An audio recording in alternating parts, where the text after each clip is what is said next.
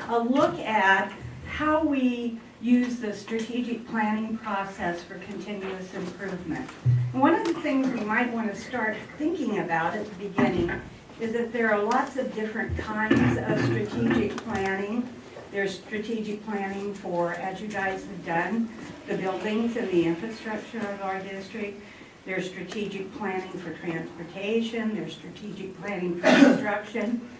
About 6 or 7 years ago, Dr. Wagner, we undertook quite an effort of strategic planning for what we are doing in our schools and in our district to improve student achievement. And we began that process prior to our relationship with West Ed, so that by the time they got here and we began to work with them, we were fairly far down the road of where we thought we needed to go. We needed some support and some outside training, but we were kind of far down the road. As a sub to the strategic planning process, we are required by federal law to develop a district continuous improvement plan and to revise that plan on an annual basis.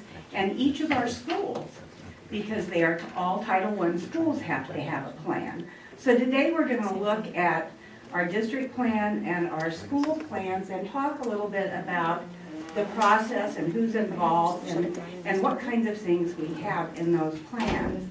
I'll let you know at the beginning of the presentation that if you have a burning desire to look at the plans, there are copies of them in the small conference room, and I'm sure Dr. Boyle or Dr. Wagner or myself would be happy to walk you through them. The district plan's about 76 pages long, so it takes a little bit of time to go through. It's in that big binder that I brought. The big red binder. So today what we're going to do is we're going to provide you some information about our district and school continuous improvement plans, and then I'm going to talk briefly about the cycle monitoring process that the Arizona Department of Education uses to make certain that we are appropriately implementing our plans and that we are compliant with federal law. And that's a process that's separate and quite detailed. And there's some information about the monitoring process in your binder. And if we have time, we'll look at that maybe.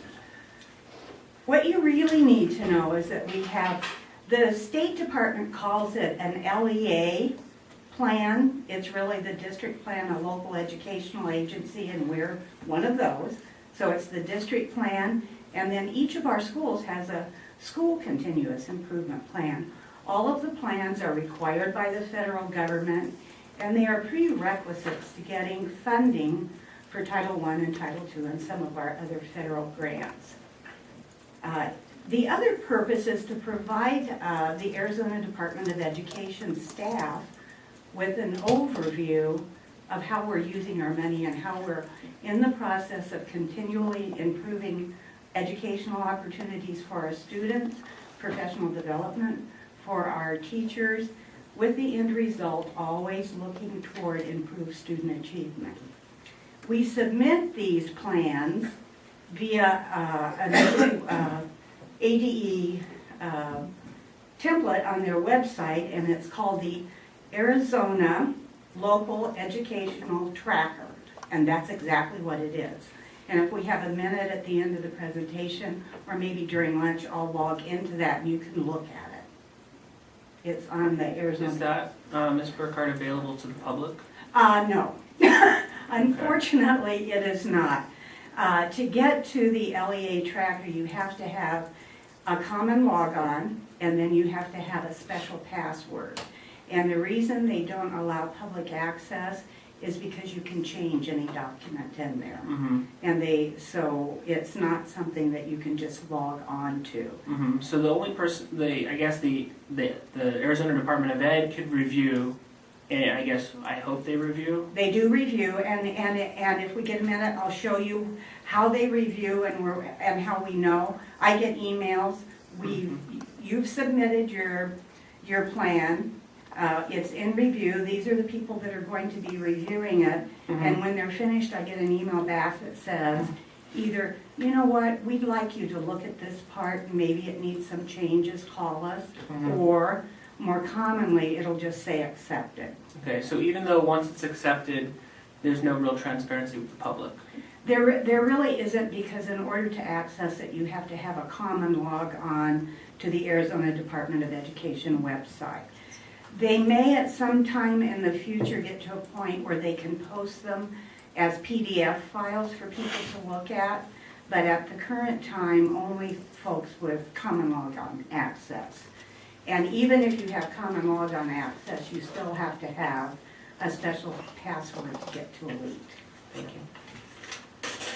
So it's pretty locked down. The district improvement plan has 8 separate goals, and it provides the ADE with a description of our focus and our activities.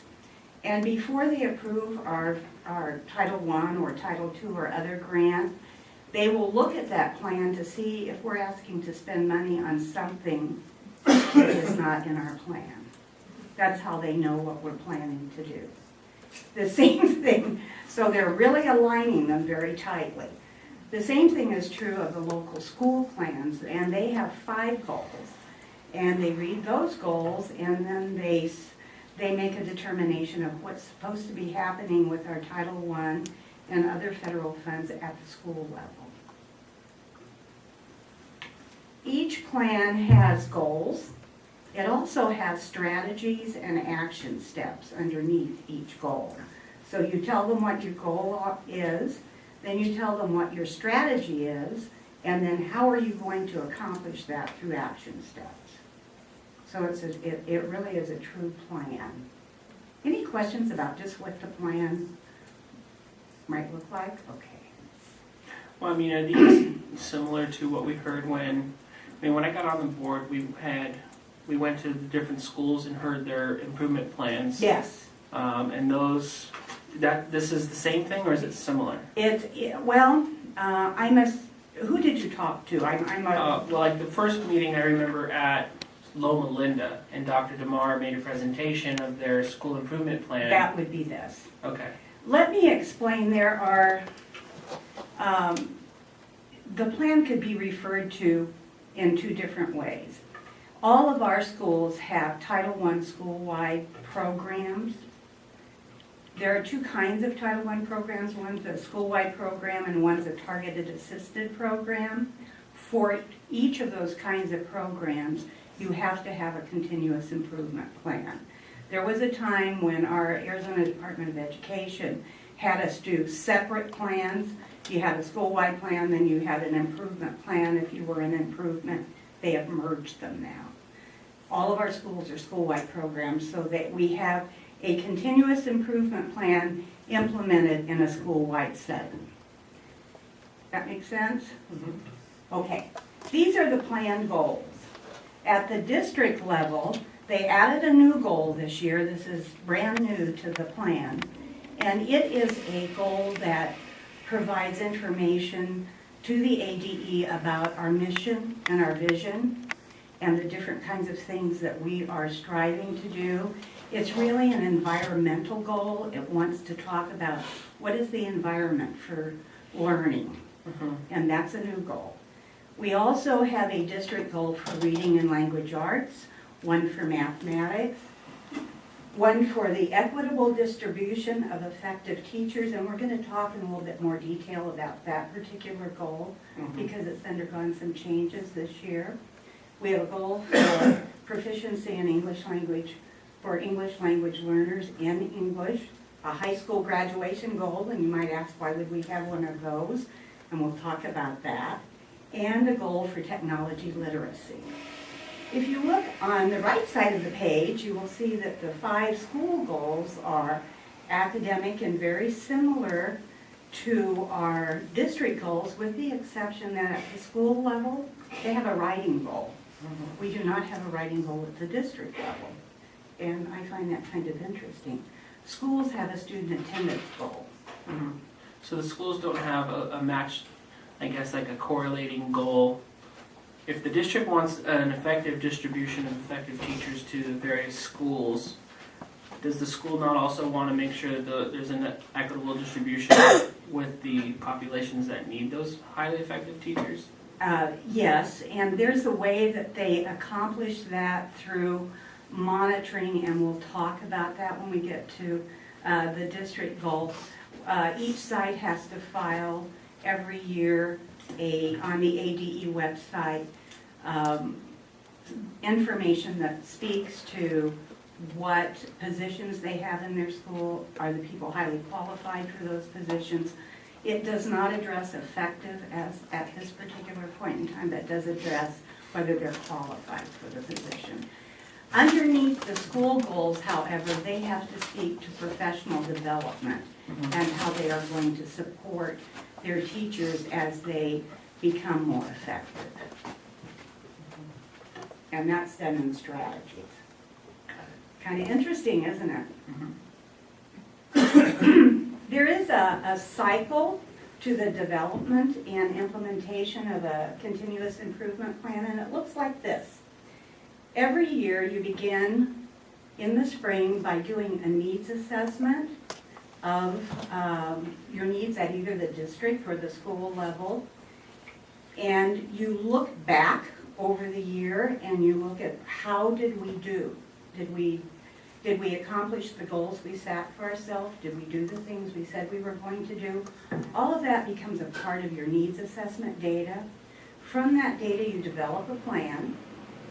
You share that plan with folks, and we'll talk about how it's shared later. You implement the plan, then you evaluate it, then you start the needs assessment process all over again. So the plans, both at the district and the school level, go through this process, and they are revised and resubmitted to the State Department every year. Involved in this process of needs assessment at the district level are all of the folks from all of these different groups, all of our administration. I have parents and community an asterisk there because we are absolutely required to have parent community involvement in numbers. We need to have the community involved in this process and our parents. Teachers and staff, we have an improvement team, and that basically is the team that was put together 6 or 7 years ago, and we have remnants of that are continuing to look at the plan. Business representatives, if we have folks involved. Non-public school administration, because they have equal access to some of our funds through the federal funds. And then nonprofit representatives. And there could be other representatives if there is someone that doesn't fit in any of these groups. And if you were in the room when we did the strategic planning, you might remember that some of the board members dropped in. So a board member, not the board in its entirety because you wouldn't be able to function in that way, but board members dropped in at different times. The school teams are basically headed by the Title I facilitator and the school administration, and they too must have good representation from their parents and community. Their teachers and staff need to be involved. In some of our schools, they involve students, and I'll explain a little bit later how they do that. And then again, local business representatives and nonprofit representatives. Over at Gateway, they have Drive Time grant relationship with those folks, and I think they have a representative of Drive Time on their team. The annual needs assessment, this is just some examples of data that would be looked at both the school level and at the district level. At the district, we would look at student data from a district perspective and how are we doing addressing the needs of students in reading, language arts, mathematics, and the acquisition of English for ELL students. We would administer the standards and rubrics for LEA improvement. That is a document that is about an inch deep. There is the standards and rubrics for school improvement. We administer the standards and rubrics for LEA improvement. Each school does the standards and rubrics. It's a perception survey that elicits information from representatives of the groups that we mentioned earlier. We look at teacher data, whether our folks are highly qualified.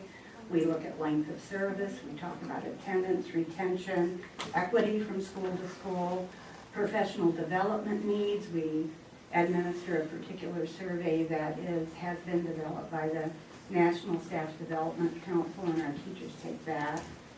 We review our current plan and how we are moving toward achieving our goals. And then we look at our strategies and our action steps to see if they need to be revised.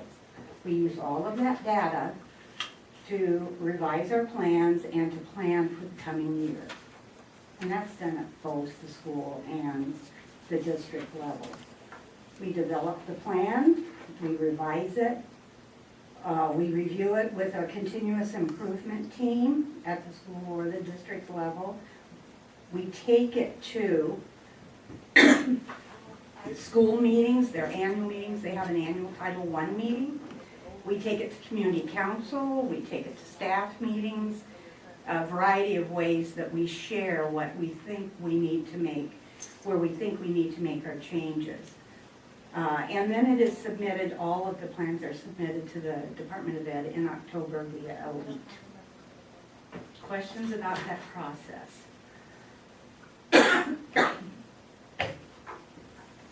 Goal 1. In Goal 1, we're doing this year the Teaching for the Learning Environment. We have given them a statement of our vision, mission, and beliefs. In our Teaching for the Learning Environment, we speak about our relationship with WestEd and what we've been doing there. And we have embedded our activities throughout the plan. We talk about how we're going to do our annual needs assessment and how we are going to develop and implement effective leadership teams, how we're going to engage our community, what kinds of student experiences we're going to provide.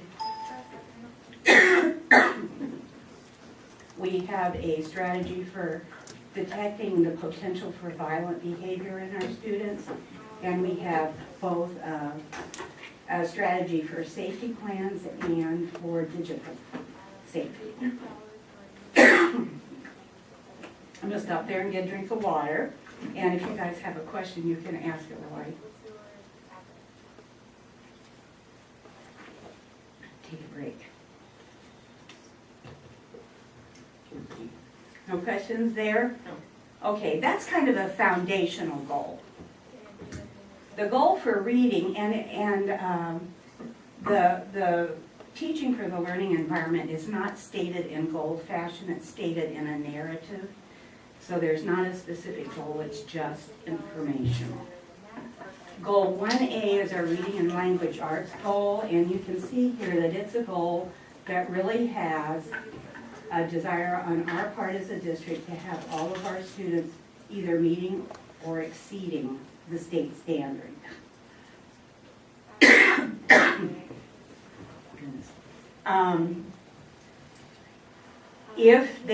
If we have a group of students who do not achieve the standard, then we will have particular focus in the coming year on that group of students to try to support them in a more intensive fashion. These are the reading strategies, and you can see here the instructional strategies speak to the work that we do with the CT4S and other kinds of professional development. Classroom observations speak to the observations that our principals and leadership make in the classrooms. The essential standards in the formative assessments speaking to the work that we're doing to improve in those areas. The implementation of the 4-hour block, and you can see RTI, the technology support. Supplemental educational services is a requirement for any school that's an improvement. Any questions about?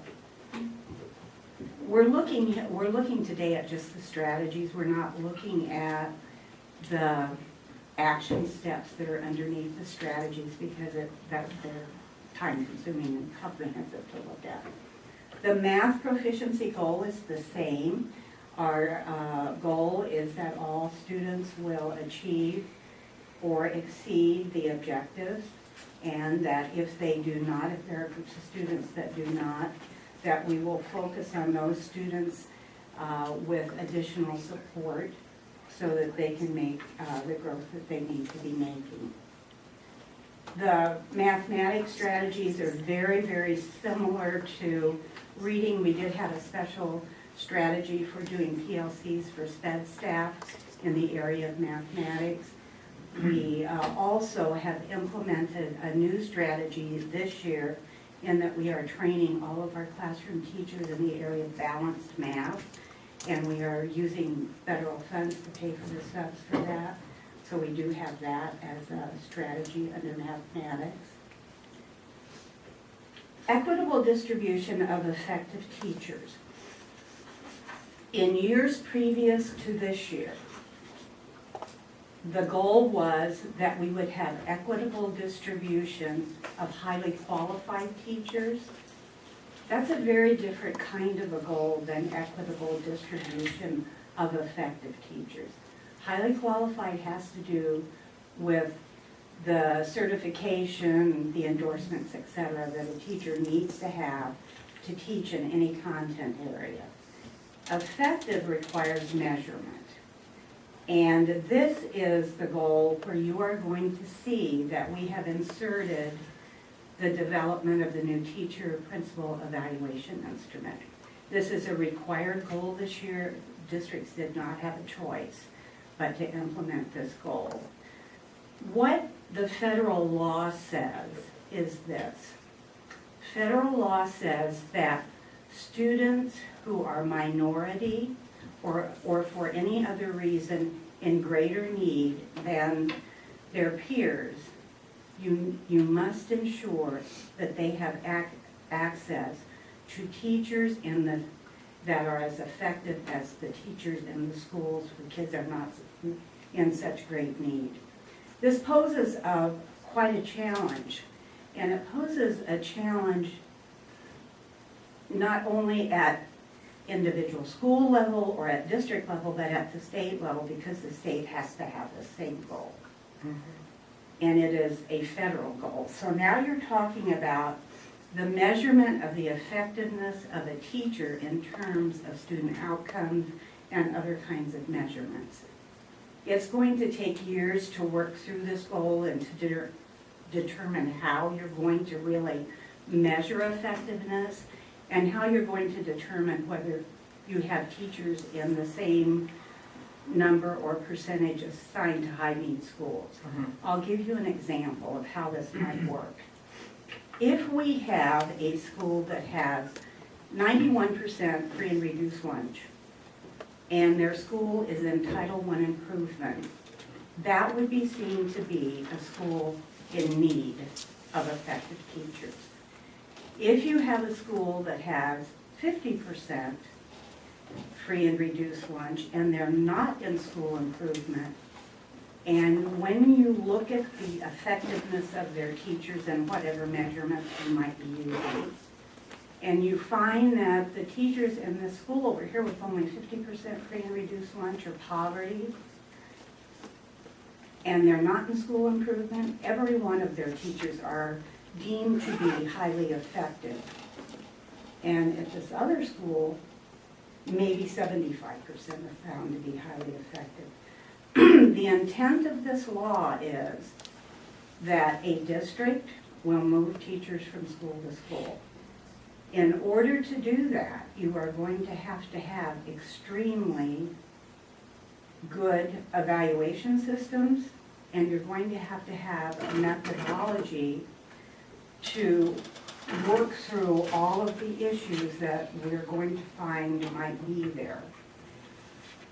So, I want to introduce this by saying we're in the infancy of this today, because all the districts are just now developing new evaluation instruments, and the same kind of discussion is going on all across the country.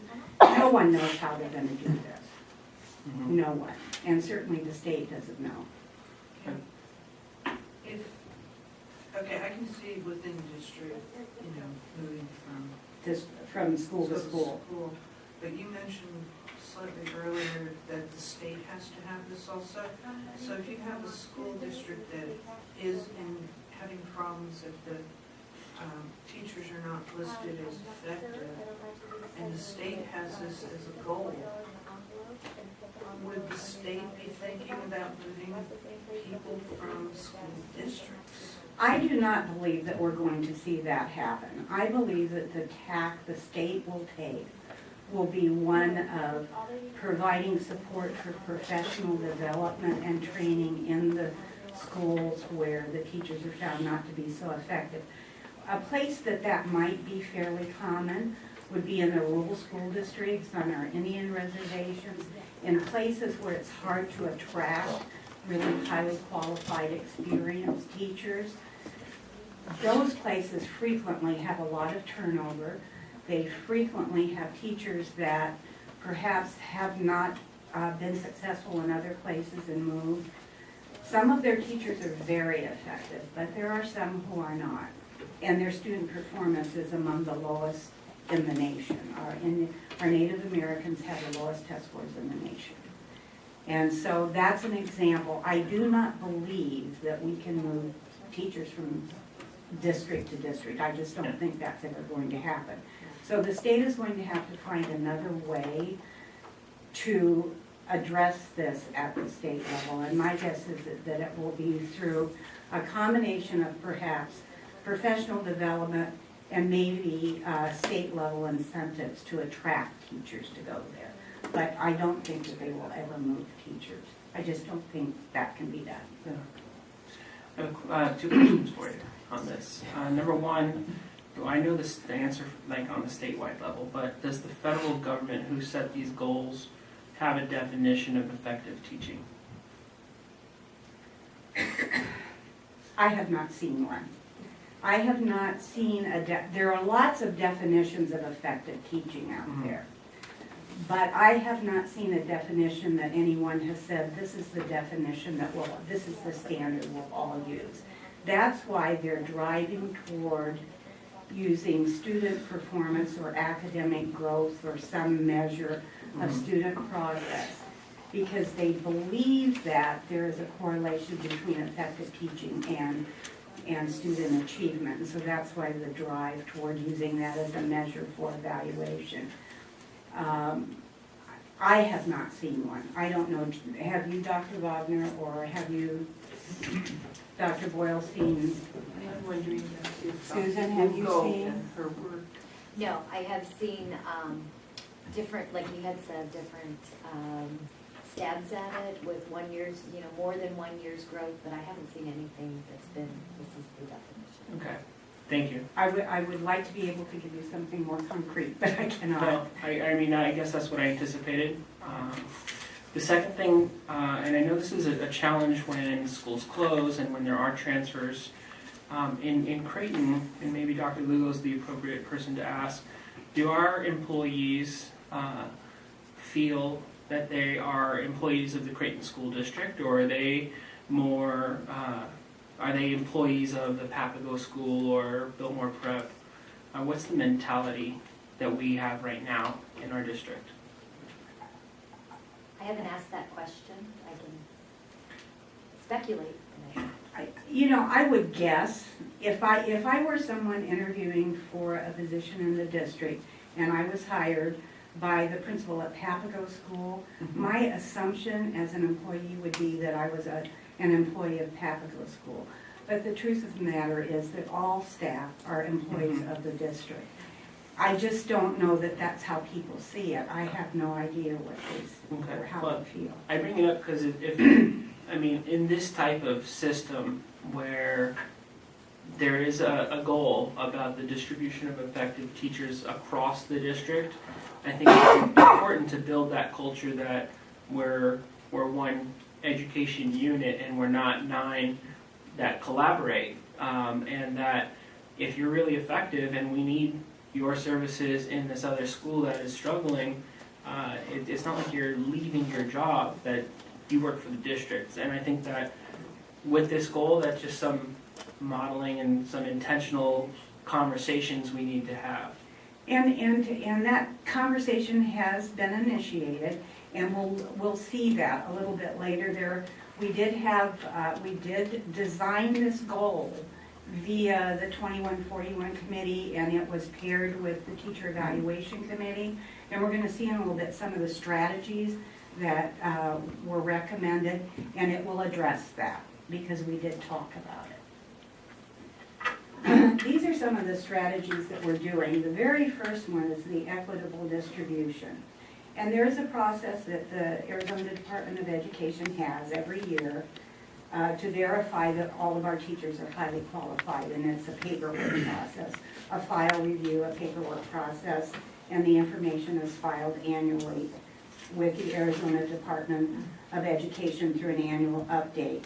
Dr. Lugo already mentioned developing a bench, the development of a bench, so that we have a bench of highly qualified teachers at the ready should we need to add someone. When we met in committee, we talked about developing a plan for equitable distribution. That work cannot really begin until we finish the teacher evaluation, principal evaluation product, because you can't decide how to equitably distribute something until you identify how you're going to determine that they are effective. And so that work is kind of on hold right now. The 2141 committee, it's interesting, let me tell you first off, 2141 is the numeric citation in the federal law having to do with ensuring that all your teachers are highly qualified, and what happens if you are a district in improvement and you do not have all your teachers highly qualified. Our district found itself in that situation a few years ago, and we were told you have to have a 2141 committee. Our state chose to identify this committee by the section number of the law. That's why it's called such an odd thing. And what that meant was we had to get a group of teachers together, and we need to go through a process of looking at a variety of data available to us, such as retention data, hiring practices, incentive practices, professional development, and come out with a plan of how we were going to improve instruction in our district so our scores would improve through a 2141 plan. And we had to submit that plan to the Department of Ed. Today, all of our teachers are highly qualified, and while we are still in district level improvement, we no longer have to jump through all the hoops that we had to in the beginning, because our teachers are all highly qualified now, and so we don't have to have a memorandum of understanding that we're working toward getting all of our teachers highly qualified. So we've merged that committee with the teacher principal evaluation committee, because they are, in some cases, like the same people are representatives. We didn't co-opt the board-directed committee. We just simply said we're going to do our work through that committee instead of having an official 2141 committee, if that makes sense to you, because the work is the same. So we have a strategy for recruitment and placement, and under that particular strategy, we're looking to identify vacant positions as early in the year as possible, so we know what particular skills we're going to be needing to look for. We have a strategy to address compensation, so that we look every year at any available funds to appropriately compensate our teachers. And in these lean years, there have not been funds to talk about much. We have a kind of a grow your own mentality here, where we are supporting the efforts of teachers who want to get other certifications. Perhaps someone is a social studies teacher and wants to go back and do some coursework, or take the AEPA and get reading certification. We can help pay for that with our Title II funds. And we also engage in the Teach for America program and have recruited teachers from Teach for America. Currently, they are only allowing us to recruit from Teach for America positions that we designate as being unfillable or in high need. We have high need teachers in the area of math and science and some other places, but we can't hire, for instance, a first grade classroom teacher because there are lots of teachers out there that qualify for that. And so Teach for America helps us fill our high need positions. Retention of effective, highly qualified, effective teachers and principals.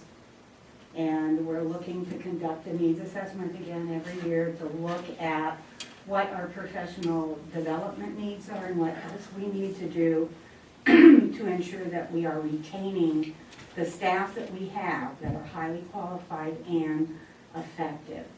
We have a plan to do extensive job-embedded professional development that is differentiated to the degree that we are able to differentiate it. And we're going to be doing a lot of professional development on the new teacher evaluation, principal evaluation system. I think an important piece under retention would be to evaluate job satisfaction, because I think that more than money, people want to be appreciated and they want to enjoy where they work, and when there's no money, there's no money. And so I don't know if that's something we're already looking at, but if it isn't, I definitely have some strategies from the business world to share on conducting that type of evaluation. So we can, I think we need to know how satisfied our employees are, and then we can build goals around that, and I think that would help with retention. And I would agree with that, and I think that we do collect some data through our standards and rubrics because it's a perception survey, and it asks folks to, through their own perception, judge how involved they are in their local school and how much autonomy they think they have in those sorts of questions. The National Staff Development Inventory that we give annually also is a perception survey and collects similar kind of data, but we don't have a single survey that asks questions that I'm aware of regarding just your level of satisfaction working here in a variety of areas. I think Dr. Lugo does ask any exiting employee to complete. Yeah, it's too late though. Yeah, but it is too late. Yeah. Not So- that it's not important. No. Actually, though. It's okay, not offended, I agree, it's too late. So that might be something that we want to talk about and look at. We can look at what we have now and see what we're not collecting that might be beneficial. Okay. And I'd be happy to share the surveys that we administer with you if you'd Yeah. like to look at. I think it would be important for the board to see the surveys, to see the data, and identify if there are other goals, or I wouldn't say necessary strategies, but goals that the board feels is important for this important issue. It is an important issue at all levels, whether you are a teacher, an administrator, or you're in some instructional support position. This is a big one, and you asked about professional development earlier. This is an area, Goal 2 is the goal that helps us use our money, Title II money, and it's designed specifically for use in the area of professional development. So we have a strategy here for aligned, coherent professional development. And you see one of the first action steps is to annually administer the National Staff Development Council's staff assessment inventory. And I'm sure that you've taken that inventory. Do you remember, James, having taken that in the past? It's an online, usually give it somewhere between November and February. I think so. Yeah, we give so many surveys here, and people fill out so many surveys, it's oftentimes difficult to remember which ones you've taken. We have a mentor program, and although the mentor program is not funded at the level it once was, we still have a mentor program in place. We try to the degree possible, provide job-embedded, differentiated professional development We had a request from our committee that we look at providing professional development outside the school day or school year, and there are opportunities for that. And we also have a action staff that addresses helping teachers learn how to use technology more effectively for instruction in the classroom. So we're doing that as well. This is our implement the teacher principal evaluation system strategy, and that was embedded in our plan once the board had called that committee to order. And we will be presenting, I know that Dr. Lugo is going to be presenting the draft plan to you sometime this spring. And once it's approved, we're going to be doing evaluator and teacher training on the new instrument, and that's going to be very, very important. We're going to over time monitor its implementation to see if it's effectively getting us the information that we need to have and whether changes need to be made. And then the committee has asked, this is back to the equitable distribution. When we talked about this with the committee, they said, well, we understand that this may be something that's coming, and we may be asking teachers to move from one place to another. Is there a way, if a teacher is asked to move, that you might give them some sort of an incentive to go into a school where the needs are greater and the population different? And so we've talked about looking at that and looking to see whether there's any money or whether it would be appropriate. That no decisions have been made because at this time there's really not money, but that is something that teachers wanted us to look at, and we do have it in our plan. Well, what other types of incentives might be appealing to teachers? Like a leadership opportunity, or? It could be a leadership opportunity. It certainly could be a growth opportunity for someone who wants to grow up and be, a principal or a different kind of a leader, or maybe an instructional coach. I don't know whether that is something that the teachers would like to see, but we can look at that. Mm-hmm. They mentioned mostly monetary incentives, Mhm. however, when we were talking. And I'm not surprised, we're working with a committee of people who have been working in our district, and as in other districts, we have not been able to do salary increases because of the economy. So at the teacher level and at any other level, it's not uncommon to Yeah. try to. No, I don't think that's outrageous or anything. It's just a matter of, if we gave $10,000, it's not like the services they would provide would be well worth more than the $10,000. So it just makes it hard. It does make it hard. It does make it hard. Other districts are looking at similar kinds of plans so that if they are in fact required to do this, that they have some kind of a plan in place to maybe provide an incentive for a teacher to move. However, I think that you're quite right, that our staff are district employees, and so, but you want your staff to be in a place where they want to be, otherwise they may not be as effective. This is me just thinking out loud, but if we had this, when we have the teacher and principal evaluation system in place, and we are able to identify our most effective, then we'll be able to celebrate them and acknowledge them. And I think that helps build toward just incentivizing that, being in that status. I guess I want it to be a status thing. And I was asked to go down and provide these extra services. And I think that teachers that get to that place, and I'm sure that we will have many who do, I think that will be an incentive. I have been found to be, and that's good for me. It makes me feel good about all the hours that I put in and the work that I do. I think that we're probably several years away from being able to do that, because I think we're gonna have to collect data for at least two or 3 years to even begin to make value judgments about effectiveness, because you can't do it on really, a single year period and have to look at over time. Mhm. So it's coming, but, Mhm. and I think you're right. I think that's something to be very proud of. Okay, thank you. Mhm. Our third goal is the goals for our, let me stop a minute, I probably started too quickly. Did anybody else have a question or anything to add on teacher effectiveness? No?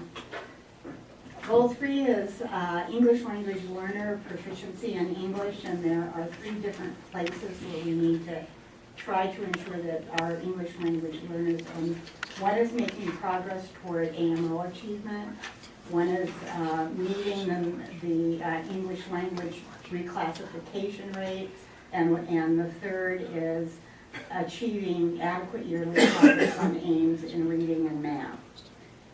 That final section of this particular goal is most problematic because we're in a 4-hour model and there are limited amounts of time to teach all the other things that they are being measured on.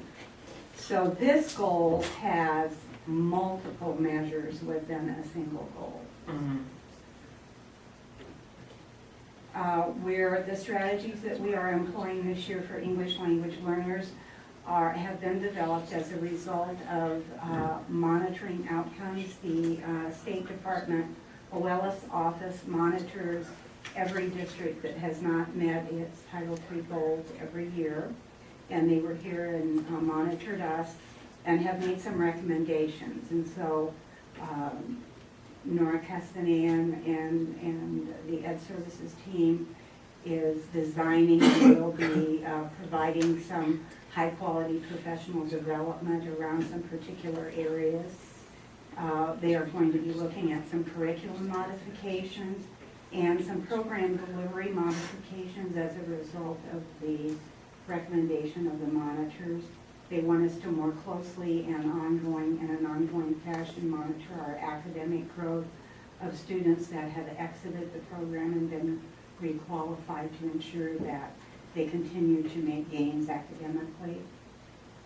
They are very interested in us engaging our parents of English language learners in our efforts to help their children not only acquire English but make academic progress.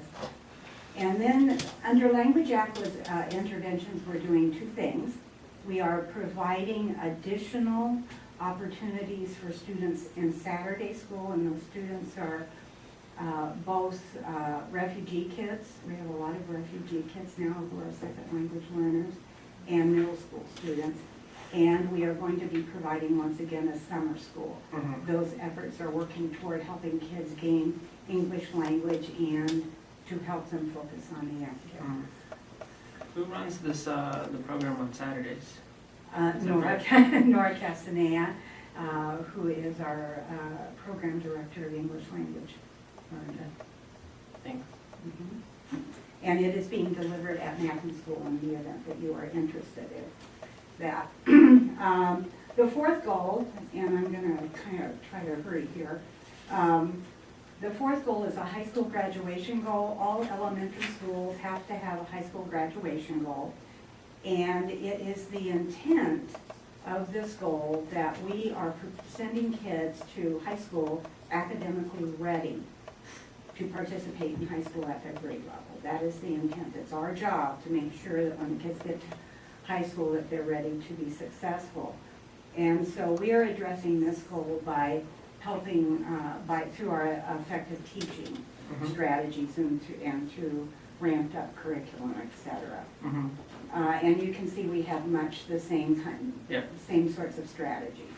Is there any way on this the high school thing? I know they don't want to give us data on students after they leave us, but if we are comparing ourselves to the other, let's say Phoenix Elementary feeder districts, is there any way we can get like an aggregated report on Creighton School District graduates versus Balls versus Phoenix L from the Department of Ed? I know that remember I said back to the data collection? Mm-hmm. That is going to be one of the things that's going to come to fruition through this data collection. I think Dr. Bogner has something to add here. Sitting on our computers is an agreement with Phoenix Union for data sharing. That we asked for some revisions on to allow us to have some access. So I don't know that how far we'll be able to get it to go, but that's what we're trying to do. Mm-hmm. Would that just be up to their board and superintendent? I think it's up to the, we're always trying to stay within FERPA, Right. and it's. So I don't want to know the individual student, I just want to know the number, The like the aggregate. percentage. Like 90% of Creighton kids graduate from high school or more. Yeah, I don't see why they can't give us that. There's no reason why they couldn't, other than having to calculate.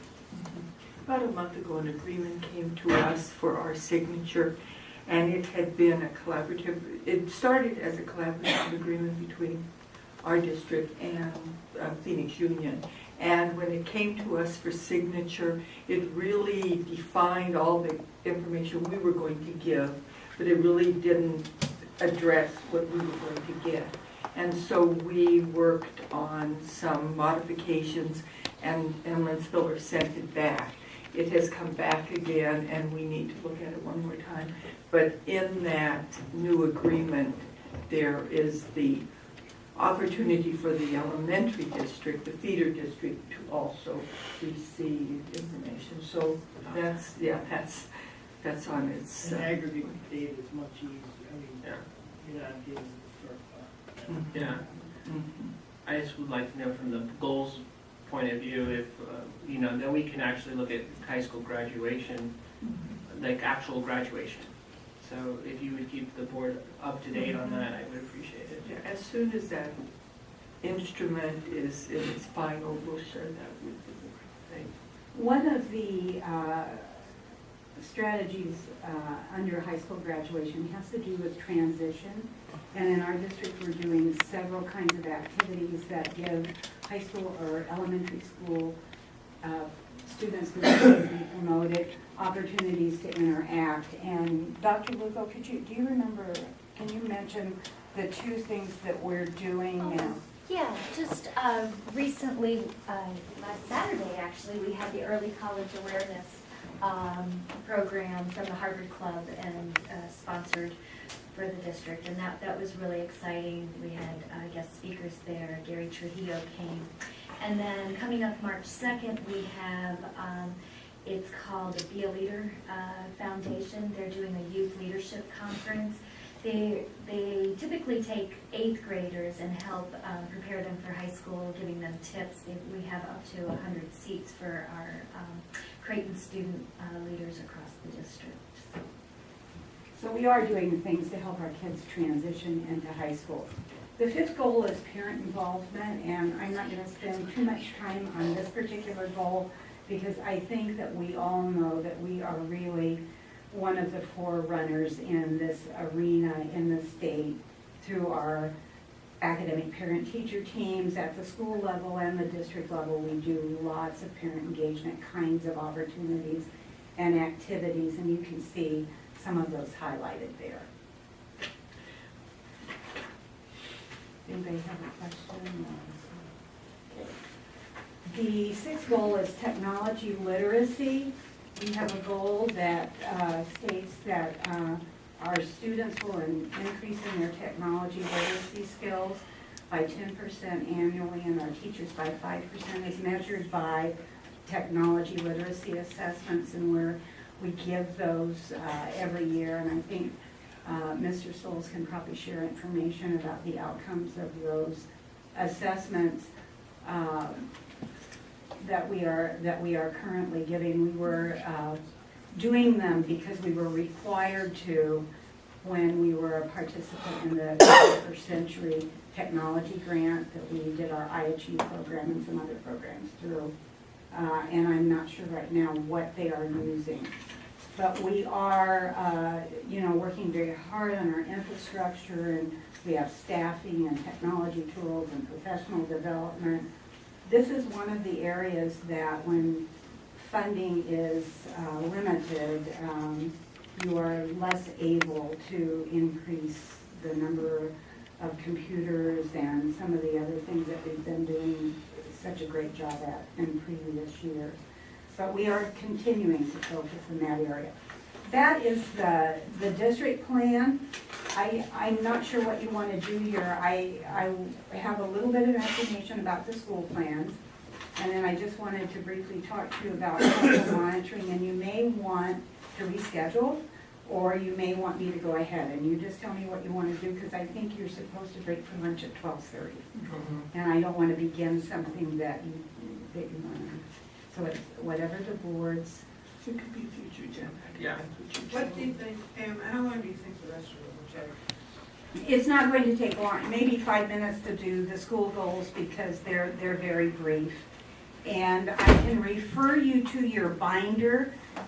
For the cycle monitoring, I can let you know that you have in your binder the statement of assurances for each of the individual cycles that Dr. Boyle has to sign. We upload that information to Elite. If you like, during lunch, I can log on to Elite and you can see what that looks like, just as a matter of interest. Or I can come back and provide you with more information at a later time. 5 minutes isn't gonna make that much difference, it's gonna be 2 to 3 minutes up. If you're interested in hearing about it, I put this on the agenda because I was interested in the LEA stuff. I can really quickly breeze through, Let's do that. if you would like me to, the school plans, because you'll see alignment there and it won't take much time. School plans have the same kinds of goals, and they have sub-strategies and action steps that address everything that you see, the instruction, the curriculum, assessment, and so on. Their first goal is the reading and language arts goal, and it is simply a goal that the students in their respective school, and I've used excellencia here, will either meet or achieve the annual goals in reading or make 10% growth as measured by the spring Ames test. And they are doing these kinds of strategies to address that. They have a goal for struggling students, meaning that students that are not performing at expectations need to have additional help, and we're doing that through RTI. So you can kind of see what their reading and language arts strategies are. Their mathematics goal is exactly the same, only it's in mathematics, meet, exceed, or make 10% growth measured as pre-post tests from one year to the next. The mathematics strategies are very, very similar in that they address intervention for struggling students and data-driven decision-making, so on and so forth. They have a writing proficiency goal that the district does not have, and we all find that real interesting that they want the schools to focus on writing, but they don't ask the district to do it. That's kind of interesting. Same kind of idea for the strategies for writing. They have a goal for English language learners, and they are held responsible at the school level for the same kind of growth that we are responsible for at the district level. Their growth may be at a different percentage because of the level of performance of their English language learners. And their strategies have to do with intervention for struggling students, data-driven decision-making, and the implementation of the 4-hour model. We have very little wiggle room there. And then their third goal is student attendance. There is a requirement under the AYP formula that 95% of your students must be in attendance, and they have a goal to address the attendance rate. And these are the strategies. They use the behavior pyramid of interventions or of RTI. They do parent-school communication, and most of our schools, I think, are using the CUTS program as an intervention for targeting kids that are chronically absent. And those are the school plans. And then the next part was simply the cycle monitoring, and you have in your binders those cycle monitoring forms. The one thing that we might want to mention is that when you look at the statement of assurances for cycle 4, that is the place that we are next year. Next year, we will go through an on-site cycle 4 monitoring, and you can kind of take a look at all the kinds of information that they will be asking us to upload to Elite, or asking us to look at. They will do on-site school visits. They will do parent, teacher, and principal surveys to find out what the parents, the teachers, and the principals know about their Title I program. They're very in-depth surveys. So we are already working to prepare for that monitoring. Any questions or comments on strategic planning?